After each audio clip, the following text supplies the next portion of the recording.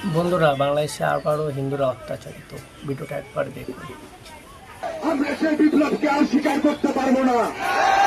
আর যদি আমার কোন হিন্দুর একটা বাড়িতে কোনো হামলা হয়, আমার যদি কোনো মন্দিরে আমার ভাঙচুর হয়, আমার হিন্দু হাতে চুরি করে বসে থাকবে না। আর কোন মোমেনকে ধর্ষিত হতে না হয়। আমার সত্যি বাংলাদেশে যেসব ঘটনা ঘটছে সেই সব শুনলে আপনিও চুপ হয়ে থাকতে পারবেন না। দীপুদাসকে যেভাবে গাছে ঝুলিয়ে পুড়িয়ে মারা হলো, ঠিক একইভাবে নয়ন সাদিকেও গাছে বেঁধে পুড়িয়ে মারা হয়েছে। এমনকি এতেও তারা থেমে থাকেনি। একজন গর্ভবতী মহিলাকে তুলে নিয়ে গিয়ে জোর জবরদস্তি ধর্ষণ করে তারা ধর্ষণ করতে থেমে থাকেনি।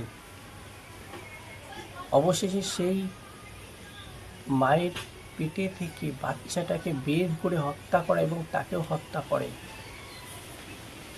ভাবুন, এটা হলো বাংলাদেশ। কতদিন এভাবে মা বোনেরা অত্যাচারিত হবে? বাংলাদেশের হিন্দুরা অত্যাচারিত হবে। যে দেশে তাদের জন্ম সে দেশ কি তাদের নয়? এইভাবেই দিনের পর দিন অত্যাচারিত হতে হবে। ছি ছি ছি। চল বন্ধুরা, এটুকুই বলার ছিল। জয় হিন্দ, বন্দে মাতরম, জয় সনাতনের জয়।